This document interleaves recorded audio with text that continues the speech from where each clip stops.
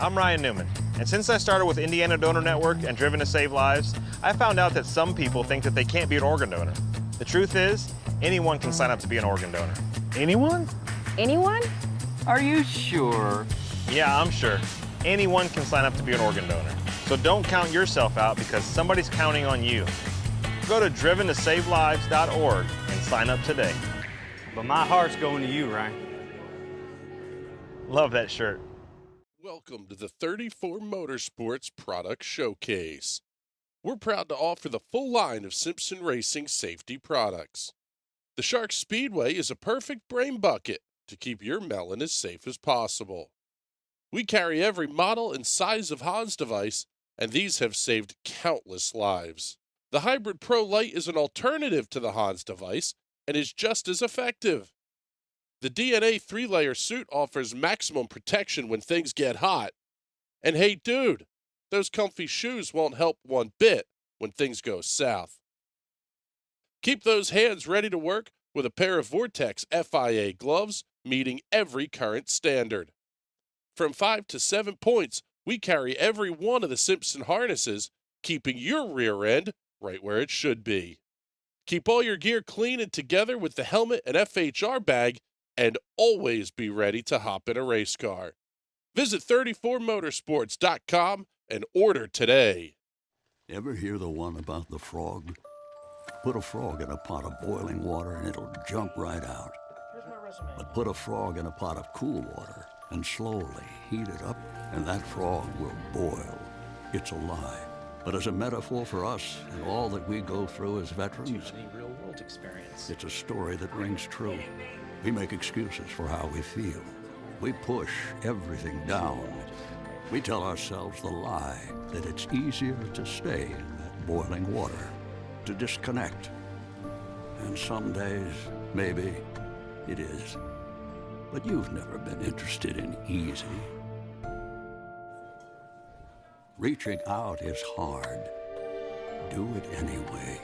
You're not alone. You've got this. You are not a frog. Find resources at va.gov/reach.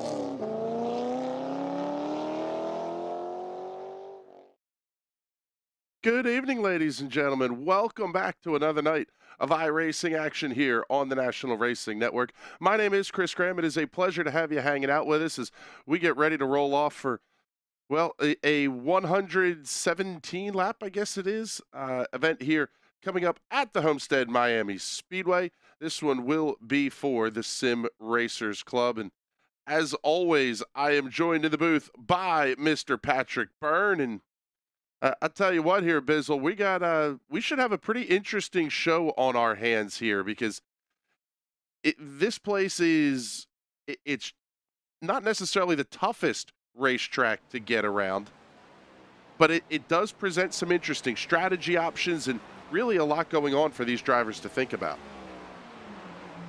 Yeah, this track has always been huge in the strategy game. I disagree with you saying it's not a very tough track to drive. It is incredibly tough. That wall comes at you very quickly, although you can run the high line or low line, so it offers that up to the drivers. And there's a reason NASCAR used this as the championship finale track for so many years. It's just a very, very tough track that requires every skill you've got in your arsenal. Yeah, and we're going to see that all come into play here over the course of the night tonight. And tell you a little bit about this fine racetrack located in Homestead, Florida, 1.5 miles in length. Variable banking from 18 to 20 degrees is what will be greeting the drivers this evening. Opened up and really built to help South Florida in the restructuring after Hurricane Andrew. Taking a look at the championship point standings, Roger Rios is your points leader heading into tonight's round number 2 for the Sim Racers Club. Kevin Dick going to be second, only 5 points back. Your winner 1 week ago, Will Worsler. Third, only 11 markers out, Scotty Grove and Johnny Avila will round out your top 5. We talked a little bit about the pit strategy here.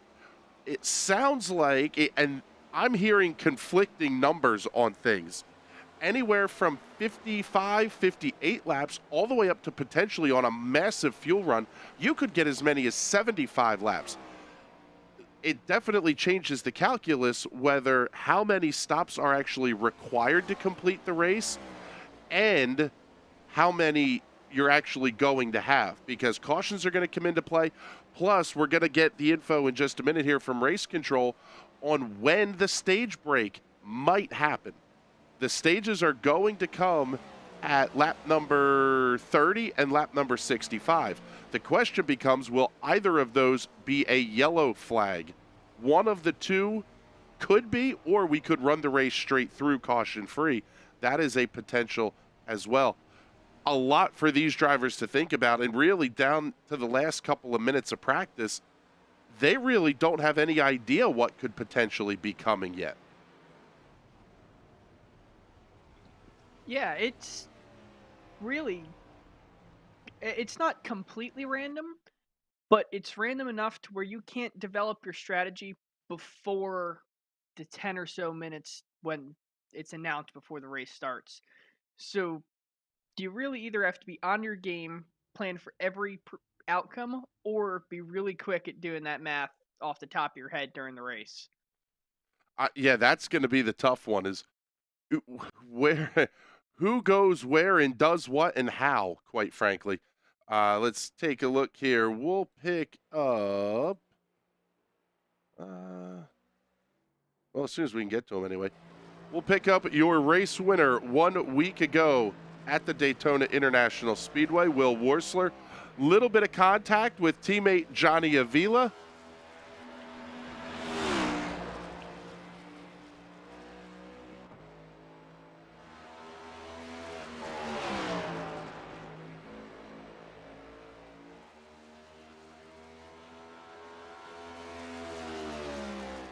Take a look here. Let's go to the side-by-side. Give you a look, actually. We'll give you that one. Get the graphics up here on the screen as well so you can tell where your favorite driver is running in qualifications. Unlike the Fuel Premier Series, this group runs as single car qualifying, not necessarily individual cars on the racetrack at a time, but everybody's kind of out on the speedway at once. So you're going to see a lot of laps start to come in very, very quickly here.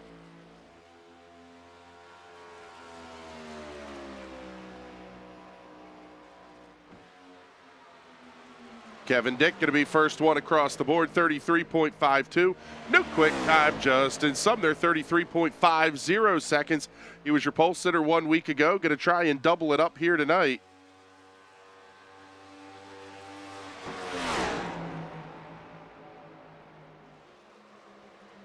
Oh, big slide there out of Will Worsler. Andrew Moore Jr. now going to move to the top of the board at a 33.15. Nice run here for Mike McConville.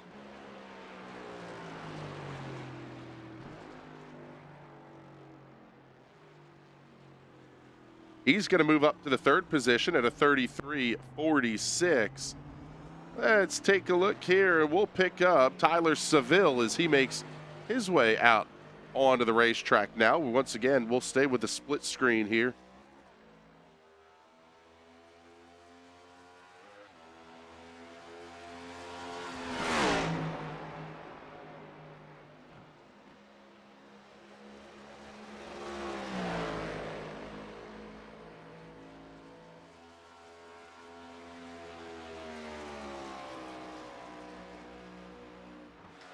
Going side by side now. Left-hand side of your screen is the 11 of Tyler Seville. On the right side of the screen is the 28 of Troy Haight.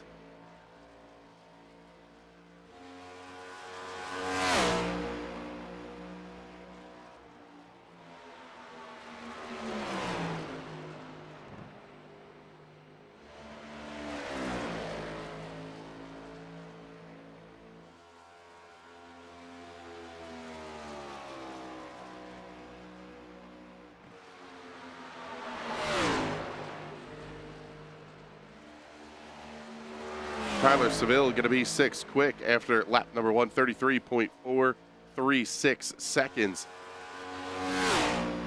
Troy Haight going to be coming off at turn number 4 to put lap number 1 up on the board.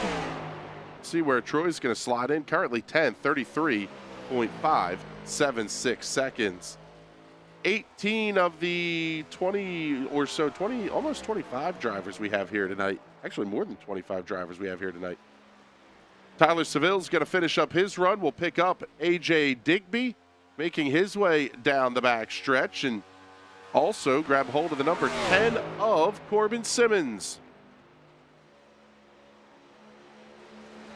Simmons out of Denver, Iowa, driving for YJ Motorsports, also having SRD setups and Dreamcatcher on the side of that machine. The 14 of Digby out of Alliance, Ohio for Will Worsler Racing. Custom paints and die casts on the side of that Chevrolet Camaro.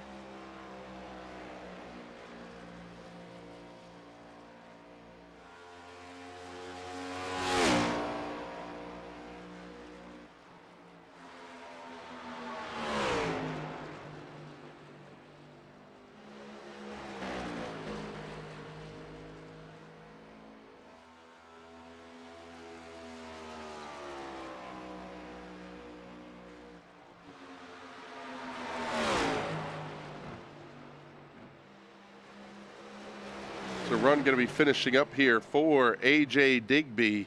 Still have a handful of drivers who haven't gotten out onto the racetrack just yet. One of those is pulling out right now. That is the 23 of Richard Smith II.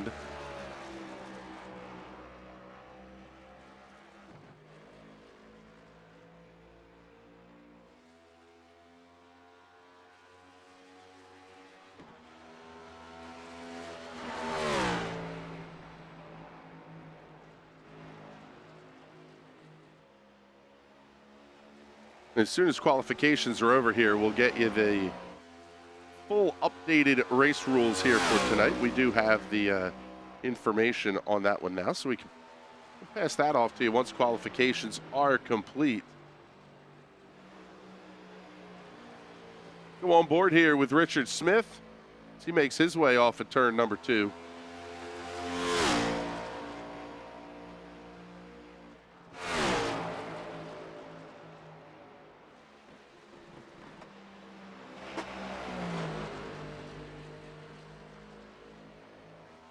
Still going to be Andrew Moore Jr. at the top of the speed charts. Moore in at a 33.151 second lap. First lap for Richard Smith going to be 20th quick, 34.398 seconds.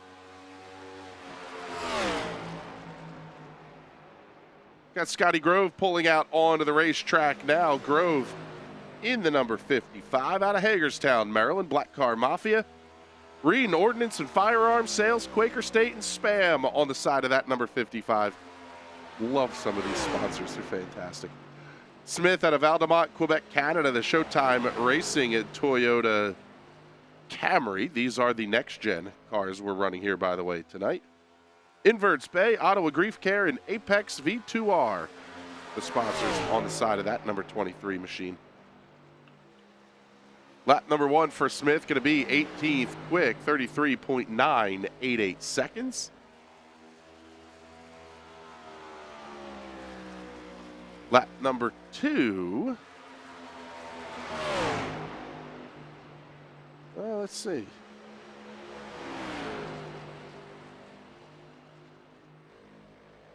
Yeah, still don't see a change in the lap time here. So that was lap 1 that was just completed there for Richard Smith.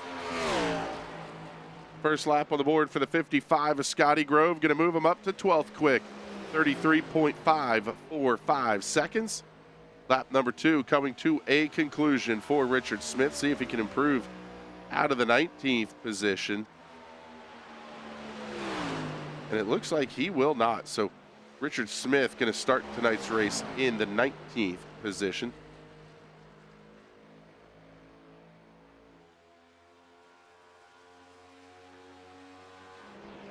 On the left-hand side of the screen, we'll pick up the number 16 of Doug Mullins as Scotty Grove going to move up to 6th quick on the boards.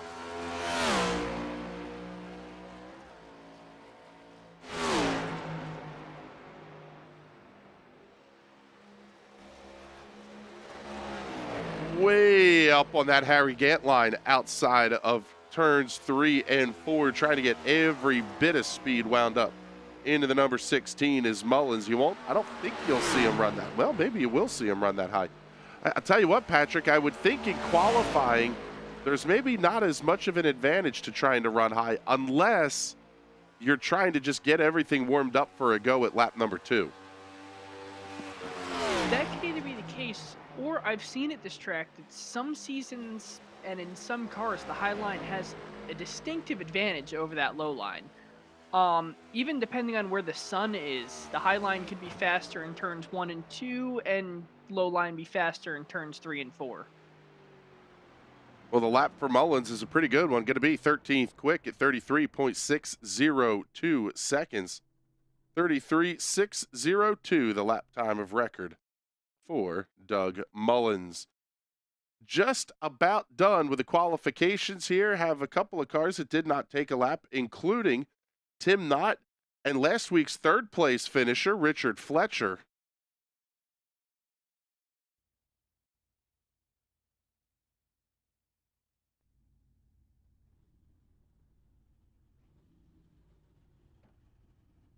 And as everybody going to start to get out onto the grid, let's show you the rules of the road for tonight's race. This is championship round number 2. 117 laps will be the distance. Caution flags are handled by the iRacing simulator. Stages end at lap 30 and lap 65, and the stage break caution will come at the end of stage number 2. That really makes things interesting here, Patrick, because in theory, we should have it depends on which set of numbers we're going to look at. If you're going 58 to 64, you probably can't make it to the end of stage 2 without some caution flag help.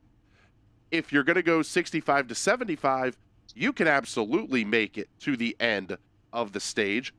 And that's really going to give you a chance to pick up a bunch of bonus points if your car's pretty quick. Not only that, if you can go that many laps, you only need a one-stop race. So every other time you come into the pits, it's just for the luxury of tires. Let's take a look here at the starting grid, and we'll show you tonight's field.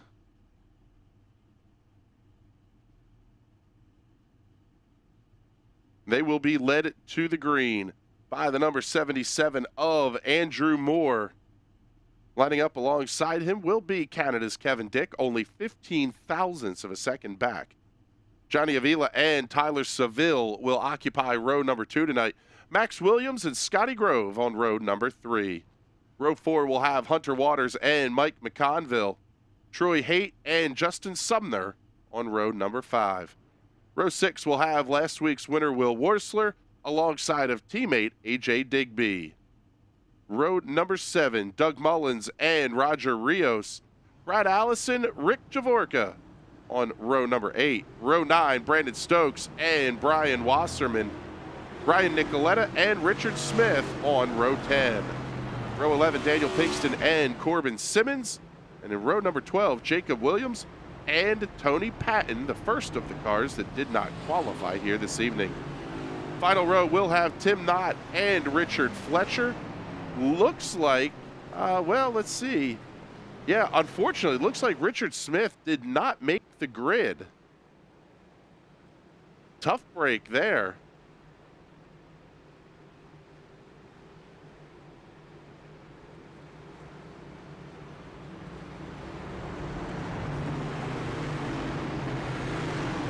Smith going to forfeit his starting position, and we are already getting set to go green for 117 laps here at the Homestead Miami Speedway. 26 cars scheduled to take the grid. We'll see the iRacing safety truck make that hard left-hand turn, and as always, race fans, the start of this one going to be all yours.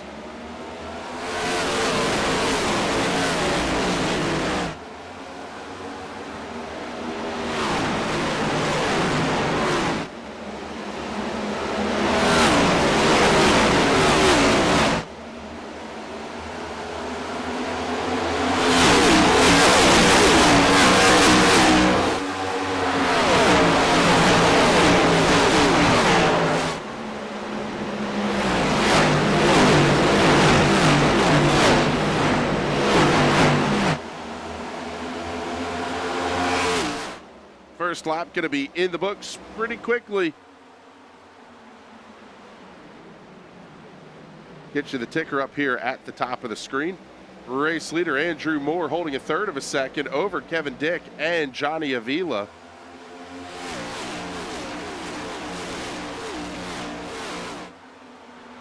Taking a look a little bit further back in the pack as well, we've got several nice battles that are starting to form up at this point.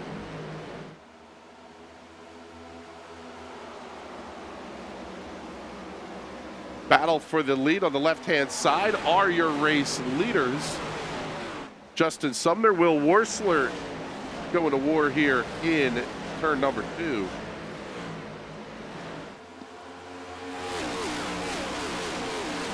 You can see Will Worsler. I know it's real early in the race, but he's sitting pretty comfortably in the top 10. He's fighting for positions. He's really come a long way since last season, absolutely hating this car. It looks like he's really got a grasp on it now. Yeah, I would say so.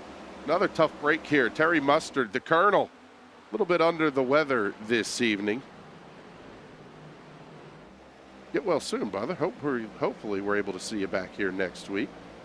Jordan Barry, one of the league admins. Check out the 16S Liberty Walk Honda Civic. Yes, we are going to have to find this race car. Let's see.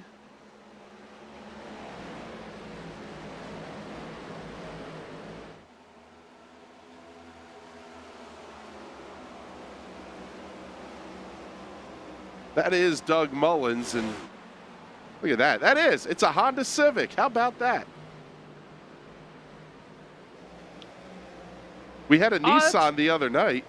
Might as well have a Honda out here tonight, too.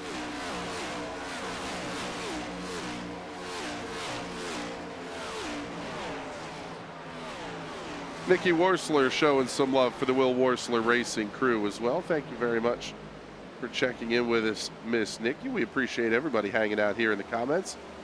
Let us know where you're watching from. Hopefully you are enjoying the show, whether it is on YouTube or on Twitch. See that 16 of Mullins working to the outside of Mike McConville. In the National Racing Network, number 57 for Shattered Dreams Motorsports, I believe it is. Yeah, Shattered Dreams Racing. That's a team name if I've ever heard one.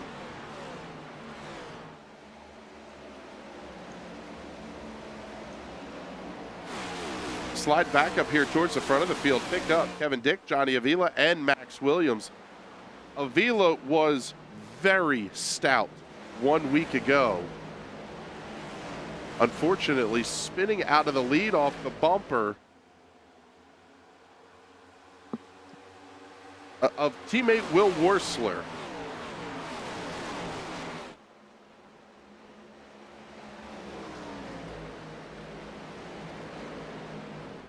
Worsler got the win. Avila, well, quite frankly, got a finish that he really didn't want.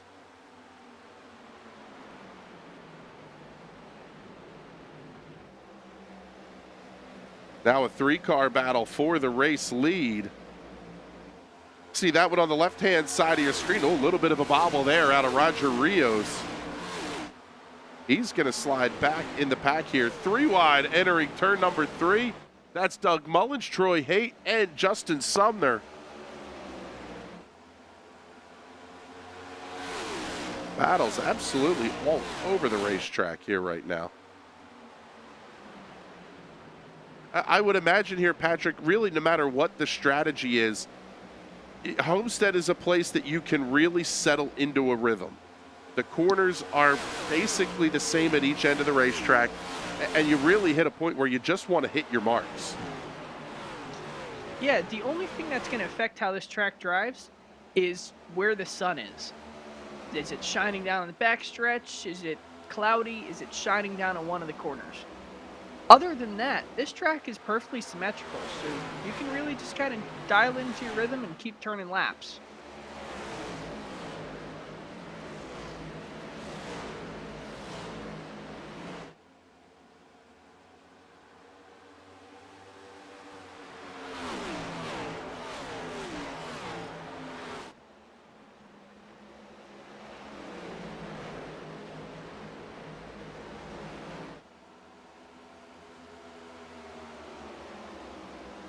Jordan Barry checking in saying, check out the turbos on the back. Not sure that will pass tech. Oh, that's awesome. Let's see if we can get a look here at the car of Doug Mullins here. We'll throw it up on the side-by-side for you.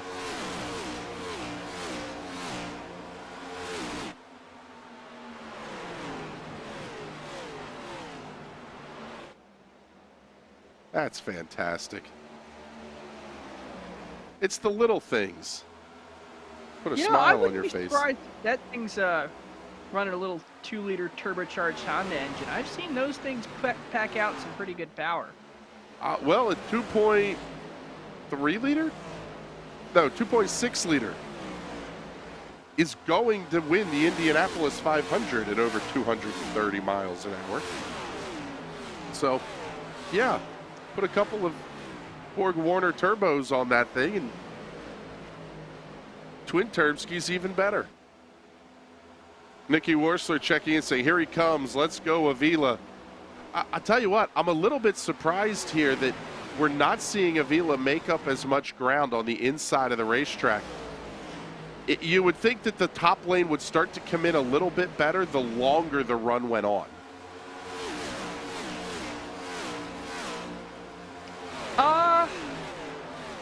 Yeah, because as cars drive up there, they're going to be rubbering it down, they're going to be cleaning the marbles off of there, and really opening that up as a racing groove. Another thing you could look at is watch the shadows up there at the top of the track. That's going to keep that section of track really cool. As the day progresses, the sun rolls down on that banking. That part of the track's just going to get cooler and cooler and grippier and grippier. Well, it's a great point. Let's show you the weather conditions tonight presented by our friends at the Weather Center. Offensively accurate weather for eastern Pennsylvania. 77-degree ambient temperature. Wind's going to be out of the southeast at 9 miles an hour. Partly cloudy skies and a 95-degree track temp. That's definitely going to start to come into play the later this thing goes. And how about as soon as we start talking about him, Johnny Avila going to head to the top of the board. He's making that inside lane work. It almost looks like we just got cloud cover that rolled in over turn one. It looks significantly brighter at this end of the racetrack, and it was, the shadows looked different in turn one over just even a lap or two ago.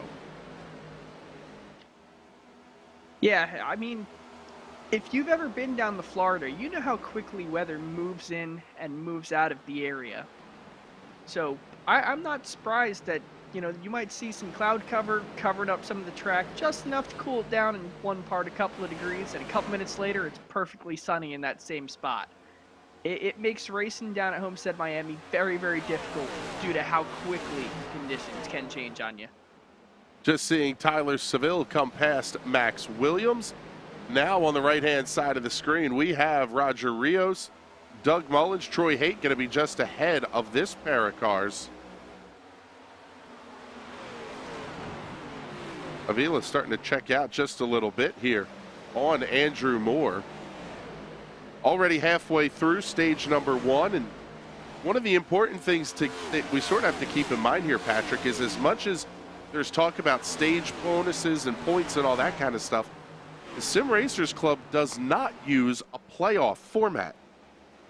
Basically what that means is you're not necessarily thinking incredibly long term for the stages.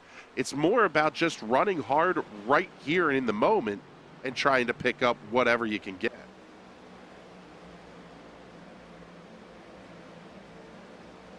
Yeah, and that's going to depend on driver strategy. Obviously, you want to pick up as many stage points as possible, but the biggest prize at the end of the day does come with that checkered flag. So it really opens up strategy to people who might not be so great at preserving their car, might not be that great at this track, but might be good enough to give it an early push, get into that top 10 while everyone else is still taking it easy.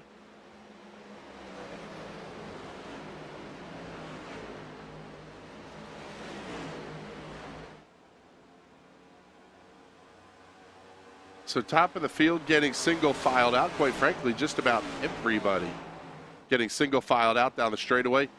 starting to use more and more of the racetrack, which I think is pretty interesting here.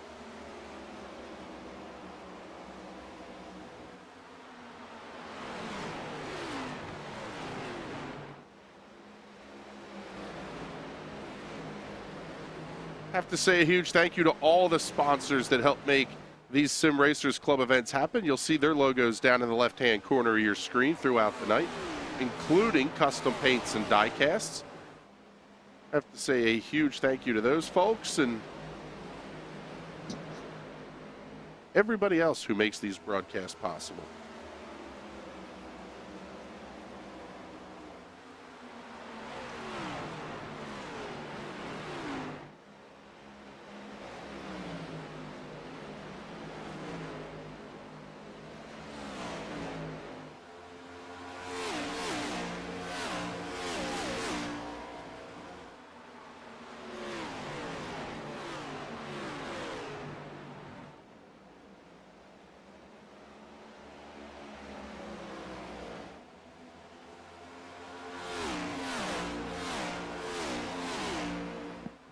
Seeing the comment from Nicky Worsler, and there he goes. Let's go WWR.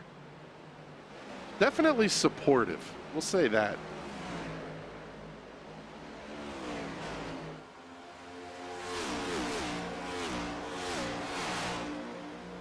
Let's think a little bit here about the handling of these race cars at this point in the show here, Patrick. We're talking about being 22 laps into the run. You're approaching halfway, maybe a third of the way through the run.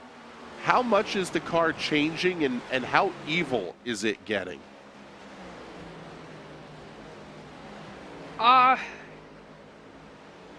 It can get very evil, or it can get very happy.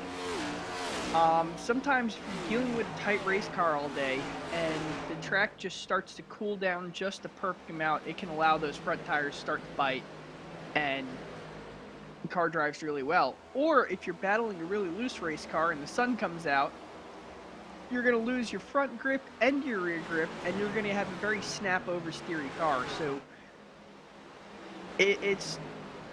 that's really the challenge of this track. Is you can have a great car for 10 laps and then it goes to crap and comes back again, and you're kind of just along for the ride. Seeing the battle on the right-hand side of your screen, that's going to be Will Worsler and Max Williams fighting for the 6th position. Looking a little bit further back in the pack, we have Troy Haight and Brad Allison. They're running nose to tail. Then just back behind them, a very nice little battle here. Again, kind of nose to tail down the straightaways, but going to be Justin Sumner, Roger Rios.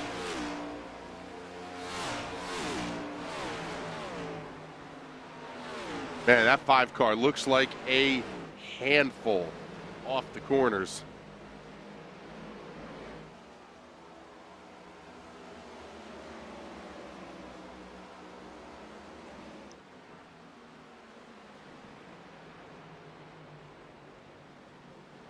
That battle seems to have settled down just a little bit. We'll slide back up here to the front for just a moment anyway, at least.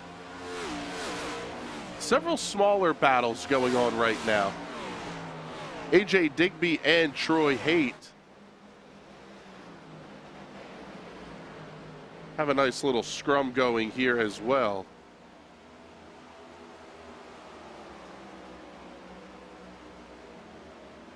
Already race leaders starting to encounter some lap traffic. Could that be one of the defining stories of this race, Patrick, is how you encounter lap traffic and how you're going to deal with them? Yeah, and you have to be adaptable if you want to pass them, because this is a track where I would definitely want lap cars to drive where they're comfortable. If they're happy on the high line, I want them to stay there. I don't want them to cause an incident having to dive down to the low line if I want the high line. As the faster driver, I have to be ready to anticipate what they're going to do, and I have to be ready to move what I've been doing somewhere else to pass them. And whoever's best at adapting to that really quickly is going to be the person that wins this race.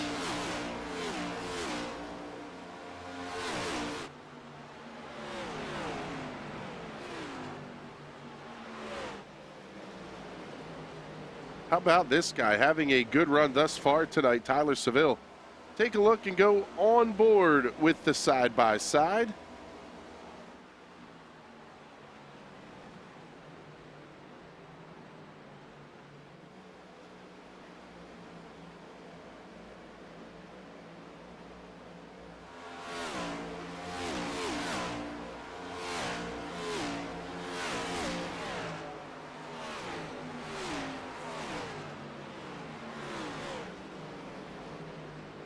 Take a look here. We'll watch the hands of Tyler Seville. He really must have a good feeling race car, because we're not seeing a ton of movement in the wheel all the way through the corners. Nice smooth arc in. And I mean, really, it's not a ton of movement there all the way through the corner exit.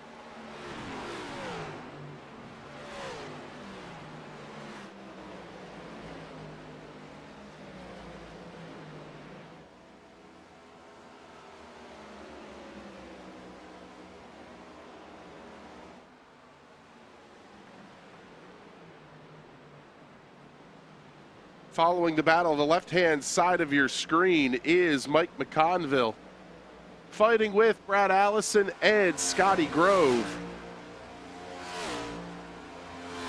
This is one of the tighter fights on the racetrack right now.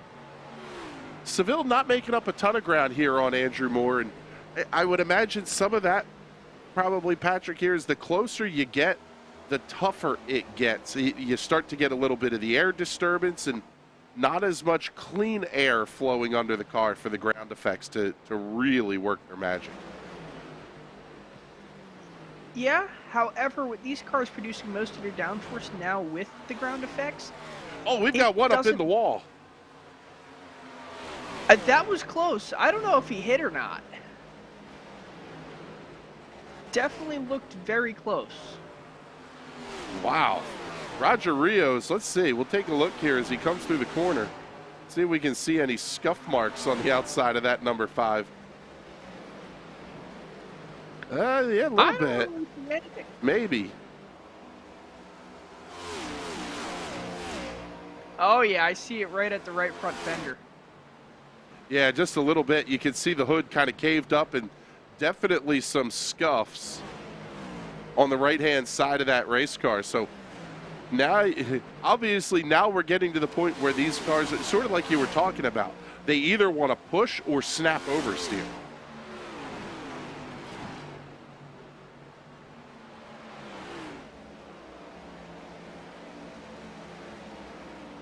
Like I was saying, these cars produce most of their downforce now from the under tray, which doesn't disturb the air as much as the big wings do. So aero push is not going to be as huge of an issue in these next-gen cars as it was in the past, which is one of the big advantages of the next-gen in terms of racing quality. Battle for the race lead. Johnny Avila, Andrew Moore going to drag race down the front straightaway. It'll bring Tyler Seville right up to the party as well.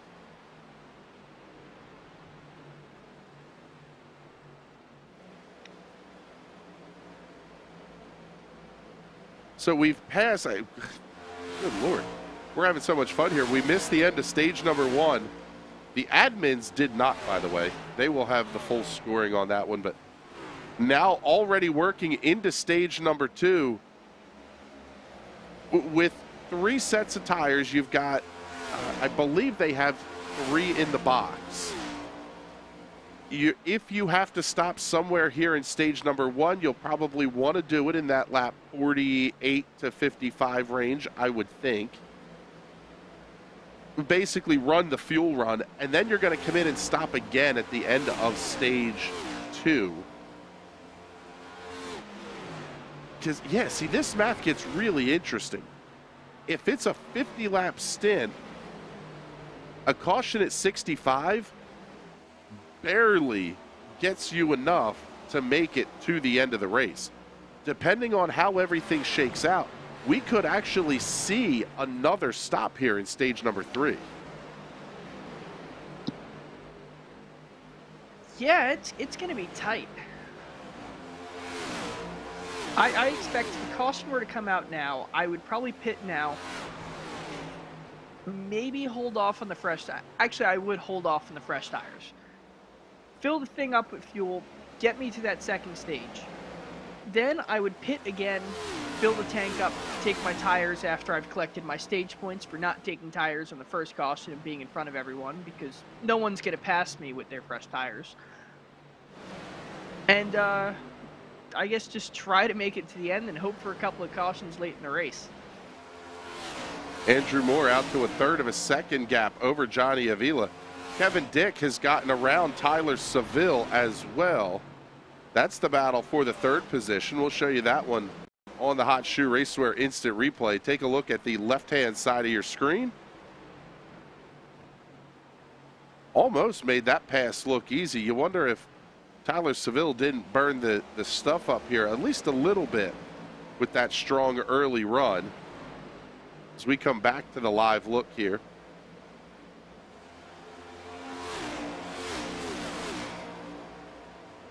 Trying to pick up some of the other good battles we have. Let's see. Best one we're going to have here on the racetrack is going to be Justin Sumner, Scotty Grove, Brad Allison, and Mike McConville.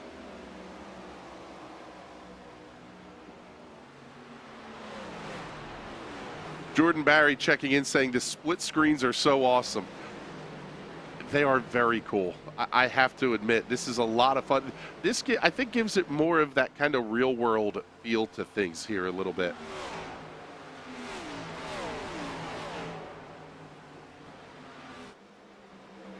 And I guess we're going to find out pretty shortly here, Patrick, what the fuel number looks like, because if you're only going to get 48, we're 6 laps or so, 7 laps away from having to make the stop. If we don't see anybody pit until lap 50, do you maybe start thinking about stretching it? Absolutely. If there is a sliver of hope that you can make that stage break, you're going to hang on to that sliver. Unless you're really pressed for points, which it's too early in the season to be pressed for points just yet. But if you're really thinking in long game, you got to go for it. And if you're only in search of the win, you also have to go for it. So I don't see any situation, now that I'm really just running the numbers in my head, that you wouldn't try and hold out for as long as possible. You see one car diving down to the inside of the backstretch. That was a little interesting. Yeah, not sure who that one was.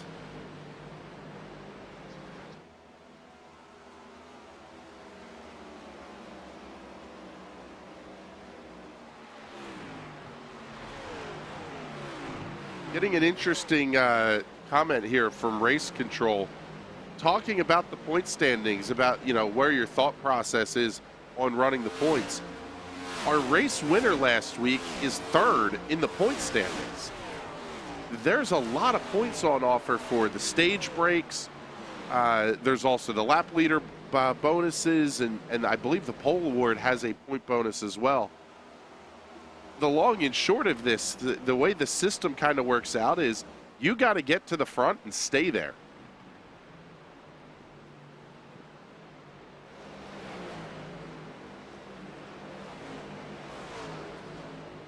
Yeah, I think my mind is still kind of stuck in the NASCAR stage world where SRC is doing things a little bit differently, and I haven't really worked out the numbers. I haven't gotten myself acclimated to the way their points really work yet. But yeah, that's a great point you bring up. Yeah, taking a look at the results from 1 week ago is Kevin Dick coming around Johnny Avila. Will Worsler picking up 1 bonus point, 2 bonus points to Kevin Dick, leading 30 laps. It really is, I mean, looking at the numbers here, you get 1 for leading laps, leading the most laps. Most position gained gets you 1 as well. Also, if you finish the race with 0 incident points, that also is going to net you some bonus points as well. So there's a whole lot going on here is kind of what my point is. And man, this is going to be fun to watch develop over the course of the season here.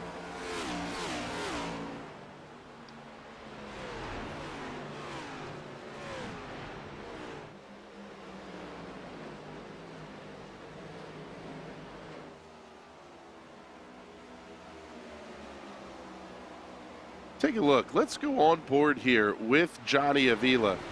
See if we can hear any of the off throttle time he might be having.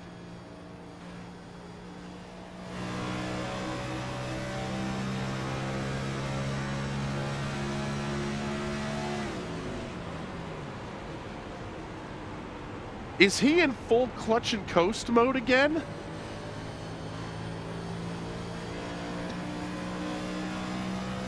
And he's still going fast. We saw this last season.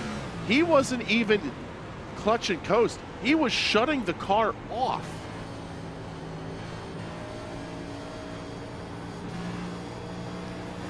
And even with doing that, he still gained time on the 11 there.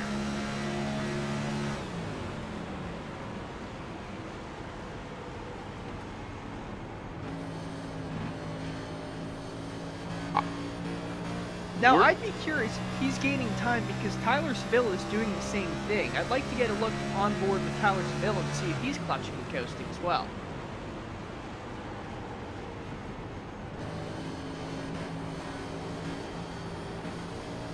Well, we're trying here. There we go. Now we're on board with Tyler Seville.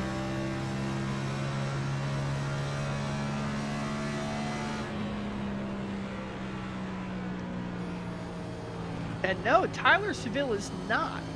He's just lifting and rolling right back onto that throttle, so.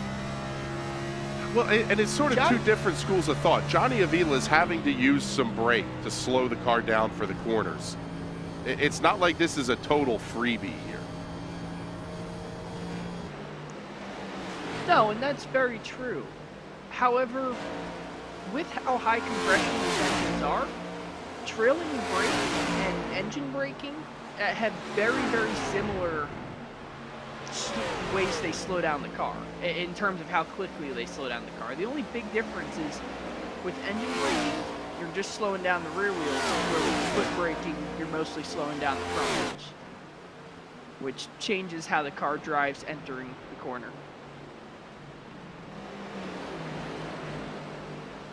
And our race leader is absolutely checked out. Andrew Moore Jr. leading this race by 2.2 seconds over Tyler Seville. We'll show you that battle on the left-hand side of your screen. And I'll tell you what, we're now at lap 52. I'm more thinking we're going to be in that 65-plus lap range, which means you're going to be able to get there on one stop. Theoretically, then, the window would actually open at about lap 60.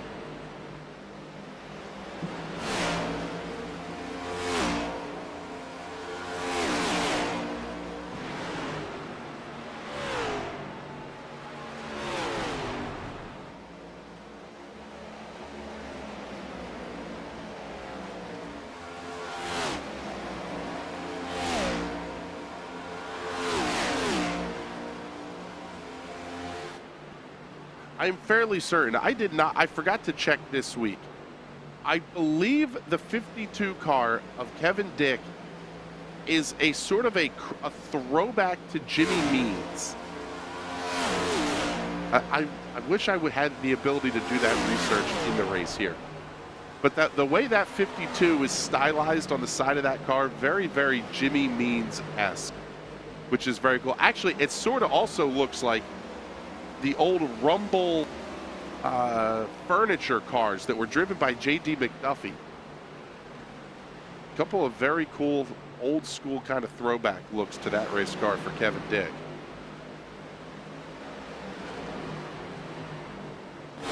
We want to make sure nobody misses any of the action here, so we're going to get a commercial break out of the way on Twitch. YouTube, you just got the pop-up ad.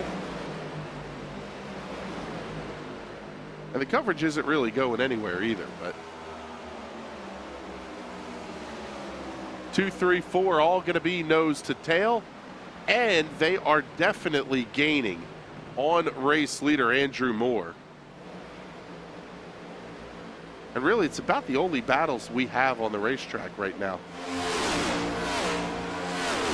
Next closest cars are going to be Scotty Grove, Max Williams, and they're about half a second apart on the racetrack. So we'll keep things kind of right here. See the race leader on the right-hand side of your screen, continuing to work through lap traffic. Johnny Avila and Kevin Dick going to battle now for the third position. Dick made a great run up through the field, back up to the second position where he started tonight's race, and kind of the same thing, Patrick. It almost feels like he might have burned the stuff up a little bit, because now he's back losing ground to both Seville and Avila. Yeah, I wonder if it's just because he's having to deal with lap traffic, or if he's holding back knowing they're going to have to try and push it all the way to stage break and not run out of fuel under caution. I think that's the biggest one, is it's not really lap 65. It's more like 67 before you're going to be able to come into the pits. You wonder how big of an ask that might be for these drivers. And is Andrew Moore just pushing too hard?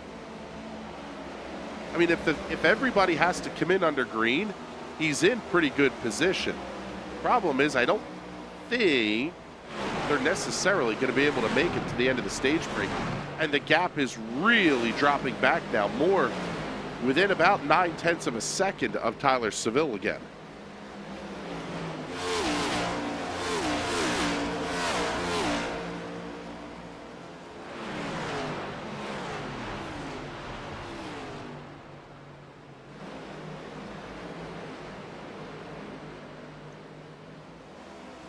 So race leader will come across the line to put lap number 60 on the board. The pit window is open for the one and only stop of the race. We'll see if anybody elects to come down pit road before the stage break. I don't remember, can you close the pits with the green flag out in iRacing? Not officially. However, admins can come over the mic or blast out a message to drivers saying, hey, pits are closed, and then they can manually assign penalties, like end-of-line penalties, for drivers who do come into the pits while they're closed. Yeah, and just seeing that message from Jordan Barry that the pit lane does close 2 laps before the end of the stage. So if they're going to come down, they're going to have to do it no later than lap number 63.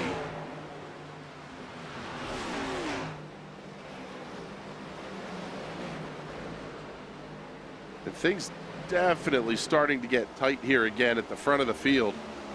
Andrew Moore has Tyler Seville all over his rear deck lid. Johnny Avila is going to be the 5th car back in line. They'll have a couple of lap cars that they have to deal with. Oh, Jordan is checking in saying, yes, you can close it now. So iRacing will actually issue the penalties for you, which is even better. I did not know this. I'm going to have to get back to adminning races. Yeah, I was going to say, I haven't adminned a race in so long. Although I will say, I was turning some laps for the first time in months. I was behind the wheel of a car today, getting ready for next Wednesday night's Indianapolis 6-hour in the P217 cars. We will be back defending our title with Jason Owens in that race. The Sim Racers Club is off next Wednesday night, so looking forward to that. We're going to get a chance to play a little bit here. Andrew Ward now. Oh, go ahead. I was going to say, that is a true endurance race. I was with James Watson's team for that one last year, and holy crap, it's not the road course you're running for 6 hours on in a slow Prototype 2 car. You're running the oval, flat out, mind-numbingly boring. It is a mental endurance race the entire way through. Yes, it is. Jason and I were looking at our numbers after the race, and he is significantly better on the iRacing sim than I am. Our lap times were within like 300 or 400 of each other over the course of basically full race stints. It was really pretty insane. But down to 1 lap to go here in stage number 1, and at the head of the field, it is Tyler Seville. He's got Johnny Avila all over the rear deck lid, but I don't think it's going to matter much here as they work their way through turns 3 and 4. Green and white checkered flags are in hand. Off of turn number 4, and Tyler Seville will claim the win in stage number 2. Andrew Moore Jr., I believe, getting the win at stage number 1. Once we get the top 10 across the line, then we'll see the yellow flag come out here. Haven't seen the yellow yet. And this is really one of those things of the longer you wait, now you got to worry about when does the pace car pick everybody up. And there it is. There's the caution flag. So race leaders will catch up to the iRacing safety car.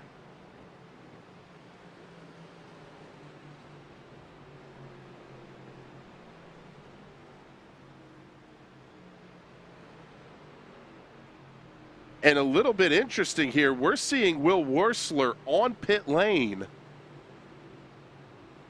So that'll be an EOL for entering a closed pit, but that tells me these guys are really close to making it on fuel here.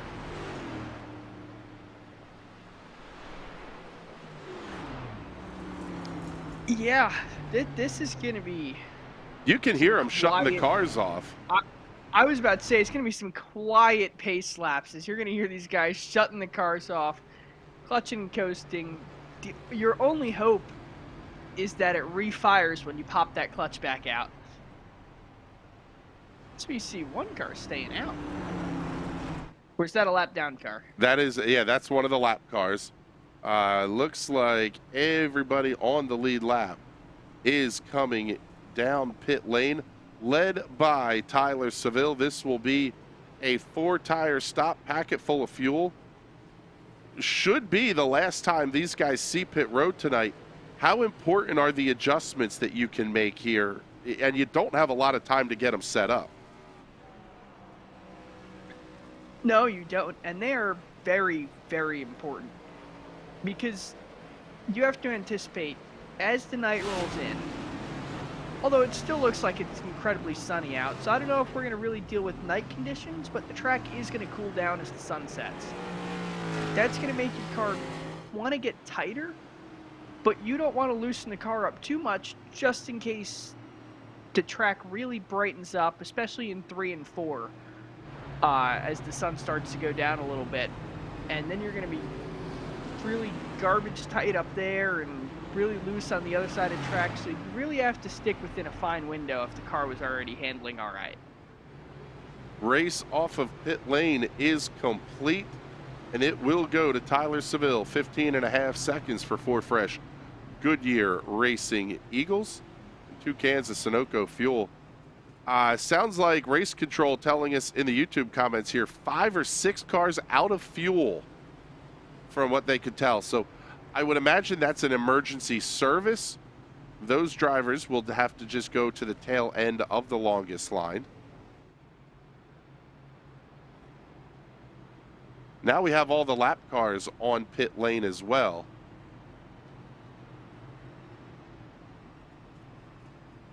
Let's take a look here and see if we can't get a very quick word in here with Tyler Seville, our stage 2 winner. And Man, I'll tell you what here, Tyler. The car looked pretty darn good here in stage number 1, able to pick up, or stage 2, I should say, pick up the win there. But first, I got to ask you, how tight were you on fuel there? For some reason, my driving style fits this track perfectly, and when I hit pit road, I still had a lap and a half of fuel left. That's impressive, because we're hearing there were several drivers that were having issues with enough fuel to make the end of the stage.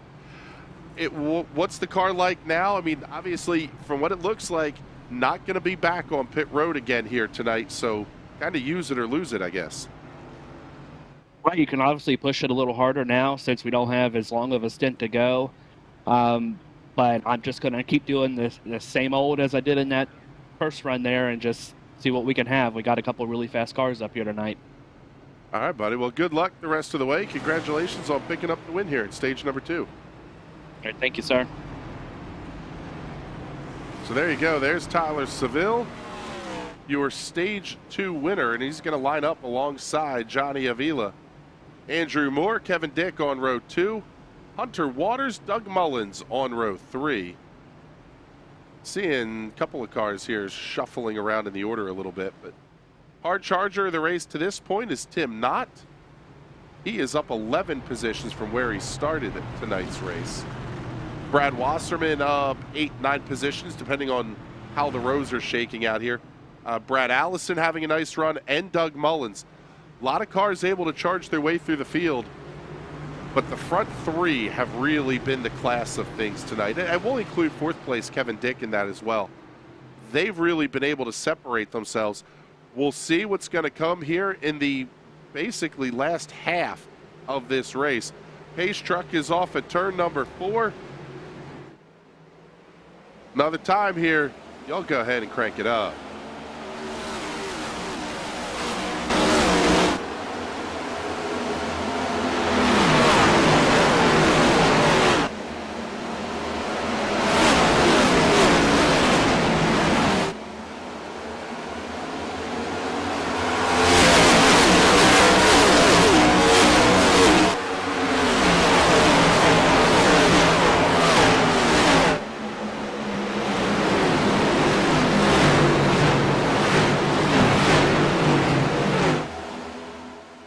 Johnny Avila able to grab the top spot away from Tyler Seville. Going to have Andrew Moore, Kevin Dick, Hunter Waters all tagged up right in line. Good battle here, a little bit further back in the pack. Take a look at that one on the side-by-side. AJ Digby going to be in the middle of that fight. Just ahead of Digby, Brad Allison and Doug Mullins running side-by-side.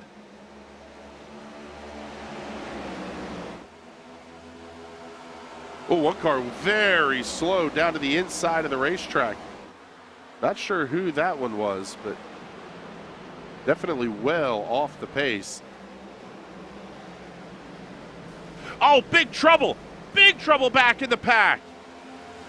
Caution flag is out. That's going to be the 16 involved in that one. Oh, man. That's last Doug week Mullins. we reckoned Nissan, and this week we reckoned the Honda. Yeah, that was Brad Allison and Doug Mullins having a big-time issue there. Almost looked like, I don't know if somebody broke or if there was some sort of an issue here, but let's take a look at the Hot Shoe Racewear instant replay. Let's see.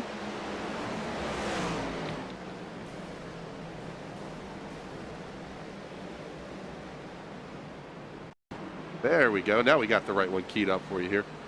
Almost looked like somebody. Oh, yeah. Big moment there for the 52 of Kevin Dick.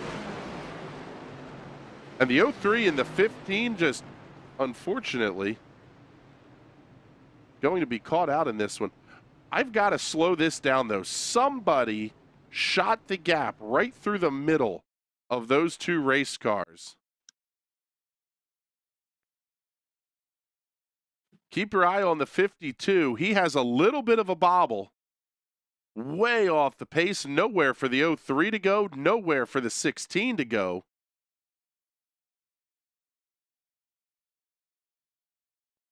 And that was the 5 of Roger Rios. Oh man, it looks like he just kissed the 16 though.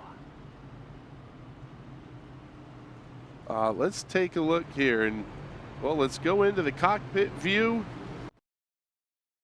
Follow along with Roger Rios here, deep in the pack.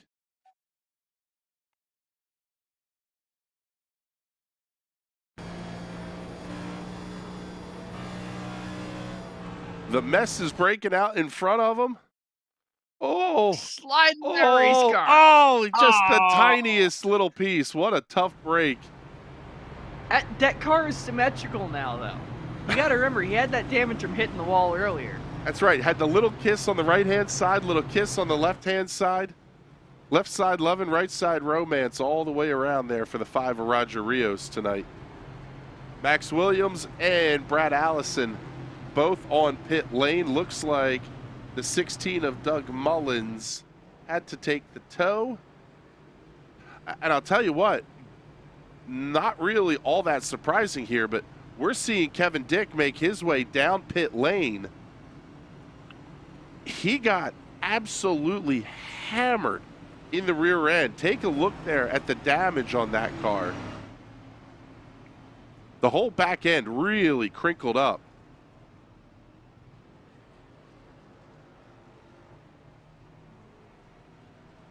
So it looks like Kevin Dick going to have some extended time on pit road here for damage repair, because we're not seeing the car go up on the jacks very quickly.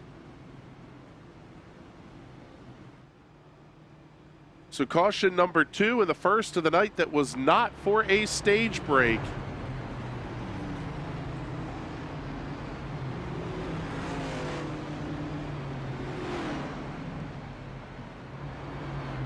Roger Rios on pit lane, as is Daniel Pinkston and Jacob Williams. And Kevin Dick down and away, 14.82 seconds. So what I guess would be fairly normal pit service there.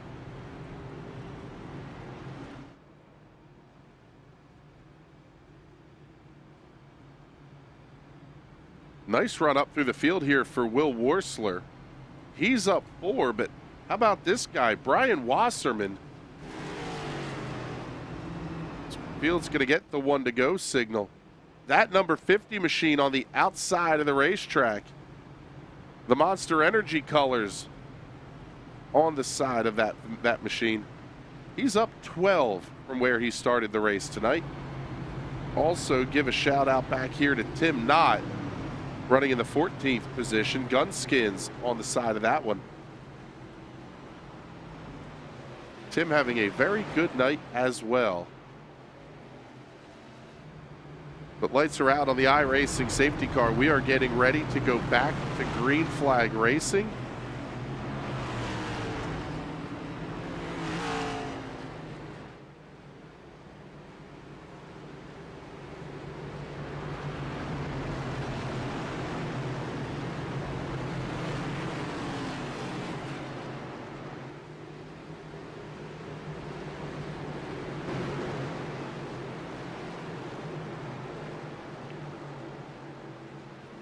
Field makes their way off of turn number 4. Green flag goes back in the air. We're underway once again here at Homestead, Miami. Johnny Avila gets a fantastic start.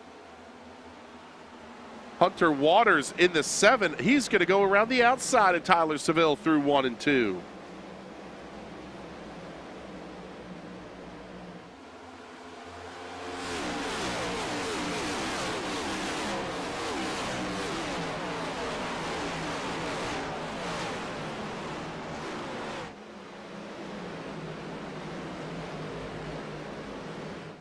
Take you side-by-side battle for the race lead on the left-hand side of your screen. On the right-hand side, going to be Scotty Grove and Mike McConville battling for position through turns 1 and 2.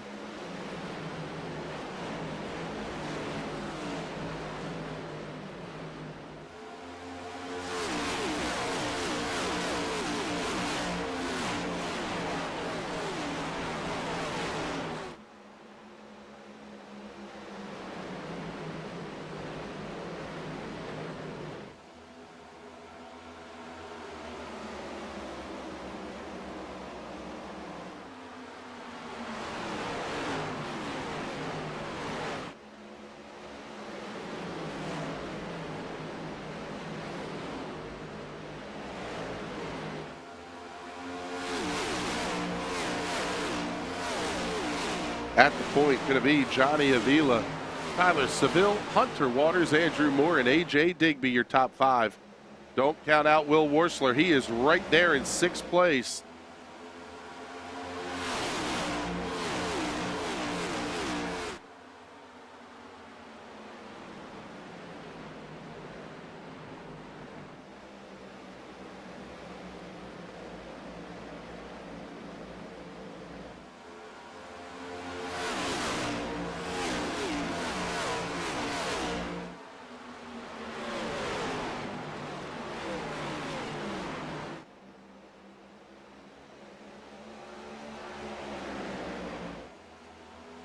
Absolutely fantastic battle here at the front of the field.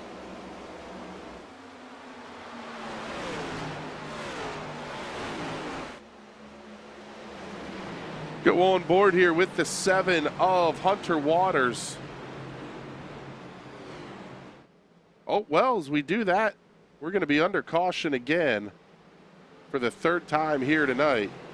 Take a look and see what the reason for the incident was.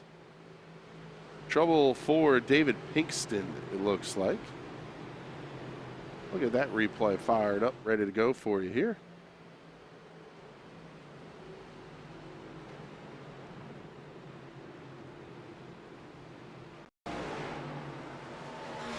Ooh, car just broke loose. Nice job keeping it down to the inside of the racetrack.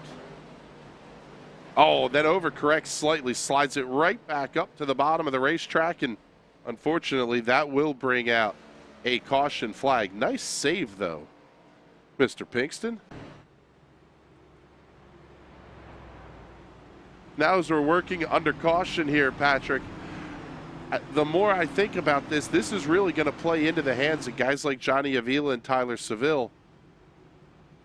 Having made everybody's on common tires, they haven't had to race incredibly hard. The battle in the last handful of laps was pretty good, but in all reality, if somebody's going to make a charge, they're going to have to really start to push here.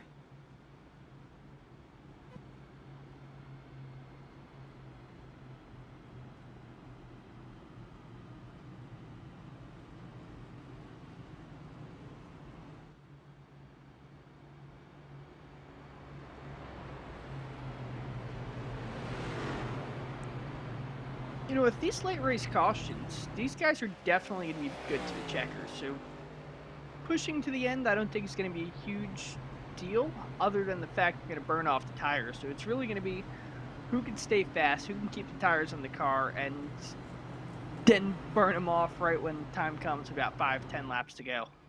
Well, and the question becomes, how many heat cycles is too many heat cycles? This is already going to be number 3, and we've had pretty sustained runs between caution flags. Do you maybe start to think about coming in and taking that last set of tires? I would say if you're outside the top 10 and still on the lead lap, absolutely. Because there's 16 cars in the lead lap. So the worst you're going to do is move back 6 spots. Take those tires, and you'll be able to pass everyone that doesn't take the tires, so long as the difference is sizable. However, if those guys at the front have saved their stuff and they're only a 10th slower than their best time, to where you're sitting back there just at tail end the lead lap and you're 2/10 slower than them on fresh tires, you're not going to get by them, but you're still going to pick up a couple spots and have better control over the car if there's an accident that occurs in front of you. Yeah, and the other part that kind of comes to mind is if you're going to get the caution flag with 25 or 30 to go, maybe that's when you want the new set of sneakers, not necessarily doing it now when you've still got, 40 or so laps to go here. Yeah, because you still want some of that fresh rubber left when the checker flag comes out, because 30-lap-old tires and 60-lap-old tires, you can put them right next to each other. They're just about the same tires. But you put 20-lap-old tires next to 40-lap-old tires, those 20-lap tires are going to be way faster.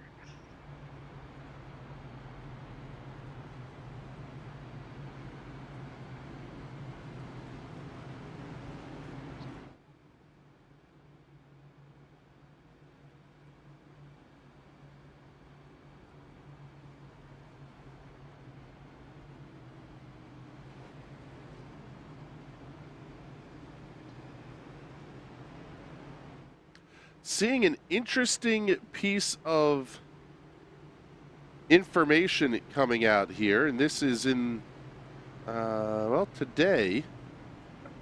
Iracing announcing they will release the Iracing Companion App, which will be available this summer on the App Store and Google Play.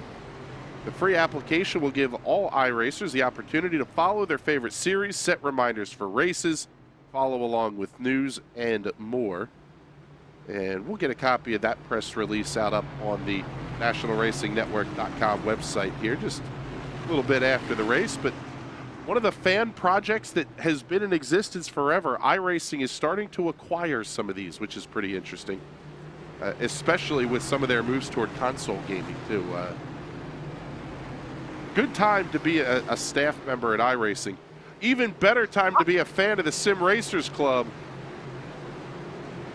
They are doubled up, getting ready to go off at turn number 4. One more time tonight. Race fans, for this restart, y'all go ahead and crank it up.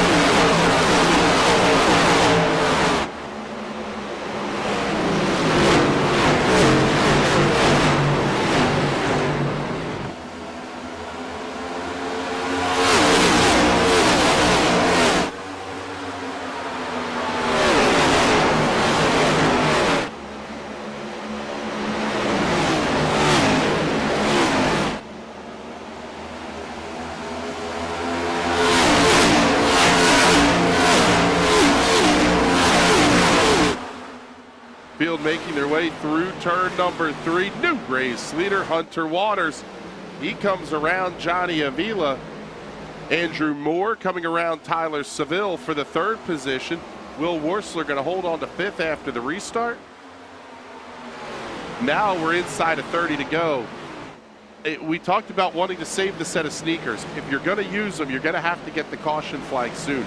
Outside of that, oh, big wiggle. We almost get it. Big moment there. Wow. Couple cars taking that backstretch you gave. Yeah, there's a few of them, and that tells me that, well, things are getting slicker and tougher to handle.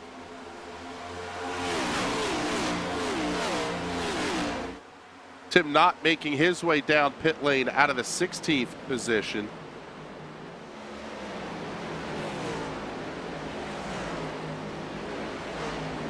Also seeing Daniel Pinkston on pit road as well. Oh man, there's another one sliding way down to the inside. Slide back in the pack here. Pick up Max Williams and Mike McConville. That's the first side-by-side battle, well, that we had on the racetrack. We'll show you the race leaders and give you some of the other fights here on the side-by-side.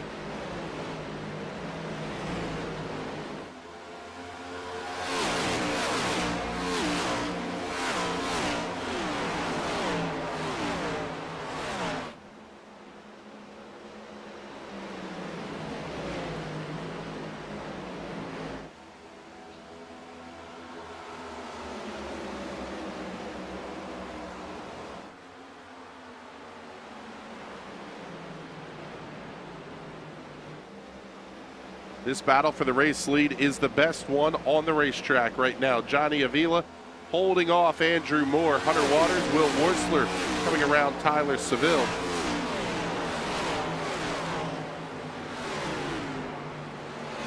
That's the battle for the 4th position. And Will Worsler is a name that we haven't really talked about a ton tonight.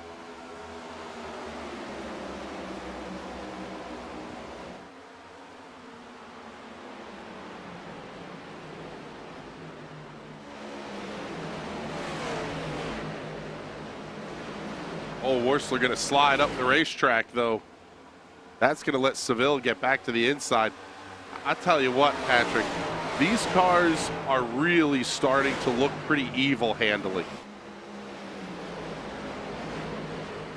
Yeah, and I'm not seeing a lot of shadows around this racetrack. This racetrack is getting hot, it's getting very slick, and we have multiple heat cycles on these tires. So the tires are hard as a rock and not wanting to stick to the racetrack to begin with.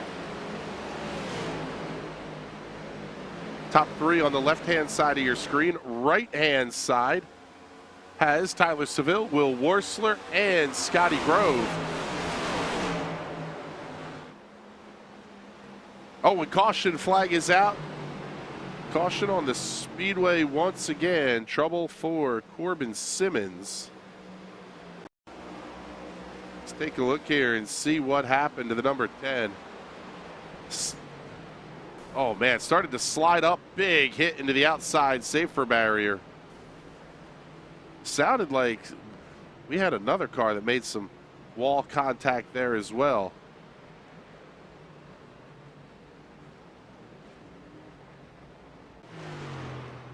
Definitely not a no harm, no foul deal there, but now it's decision time. If Johnny Avila, whatever you do, they're not going to do. I would imagine your top 5 or 6 probably don't come down pit lane, but I would think everybody else from 5th or 6th on back would probably come down pit road this time. Unless they're all going to commit, at that point, I want the track position. And that's exactly what we're seeing Tyler Seville do. See, but with the amount of cars that have come down the pit lane and 4 cars staying out, your first car that comes out of this pit lane is going to be in 5th place. That's, as the leader, as Tyler Seville, I have a 3-car buffer. So a row behind me of cars on old tires, and behind that is a swarm of bees that are going to be going a hell of a lot faster than I am. Yeah, that's the one that makes me think is, I mean, it's not a bad call for Troy Haight, Brian Wasserman, Brad Allison. They were running at the back of the lead lap pack. Shoot your shot. You know, it's there. You might as well try it.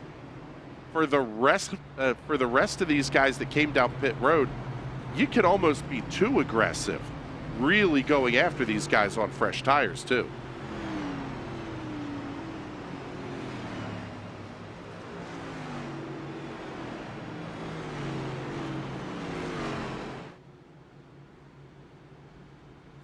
So let's reset the field for you here.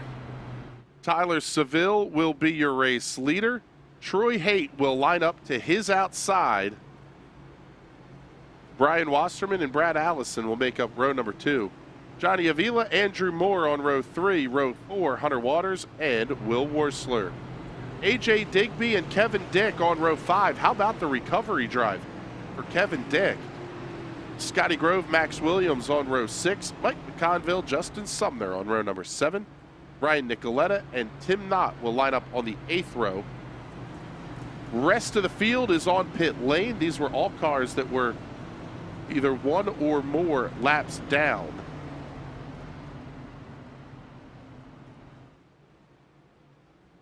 And we're going to get one more lap here behind the Iracing safety car.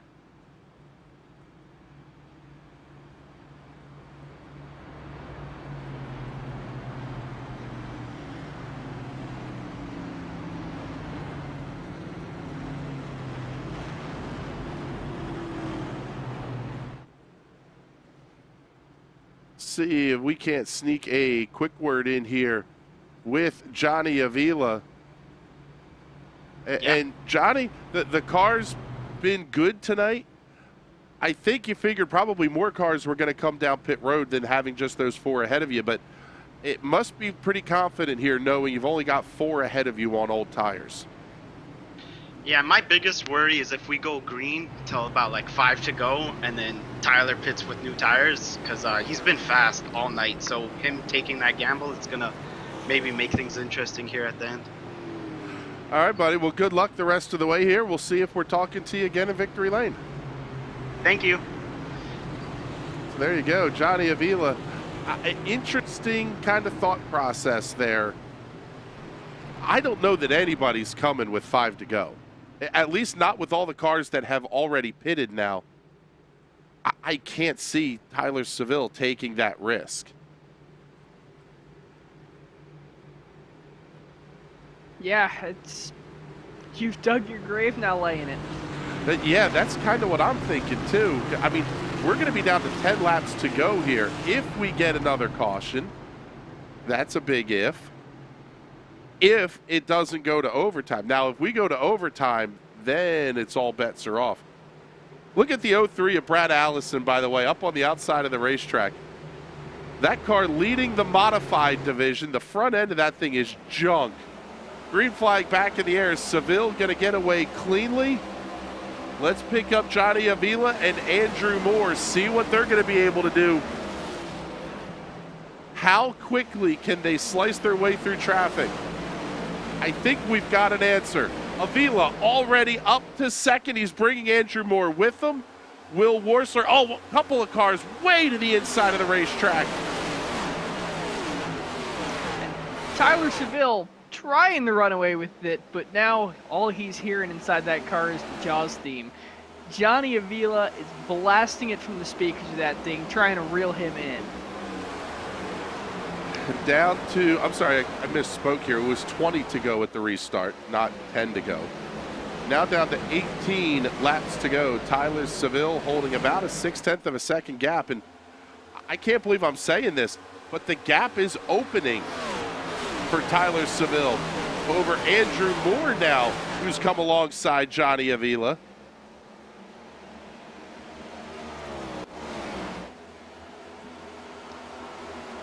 Big moment there for Hunter Waters. He got that car way out of shape. Andrew Moore just set the fastest lap of the race. You don't think these guys are charging hard now? 33.199 seconds. About a 2/10 of a second gap. And Avila going to try to retake second into turn 3. This is exactly what Tyler Seville wants to see.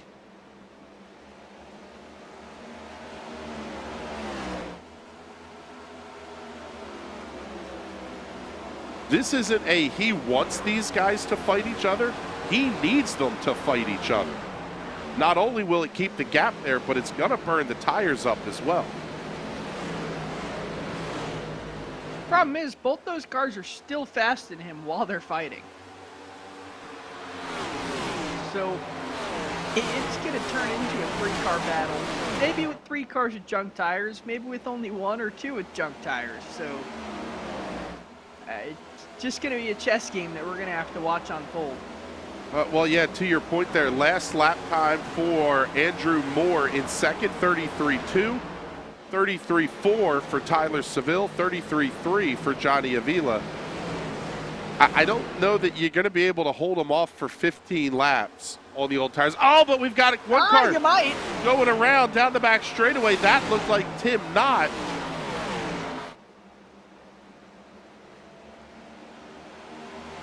And the caution flag is out. Yellow is on the speedway once again. Tim Knott making huge contact down the back straightaway. Take a look at it here on the Hot Shoe Racewear instant replay. Car just slides up, push, snap loose, gets the helper going around. Oh man, he got both ends of the car on that angled portion of the inside retaining wall. Slow on the racetrack, and that will bring out the caution flag.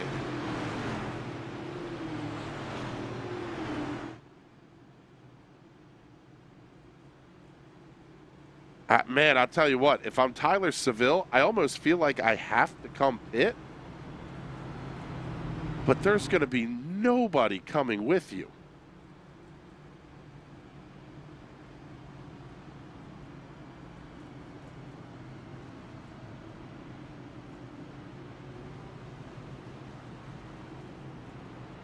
Yeah, that's what we're seeing. Tyler Seville staying out on the racetrack.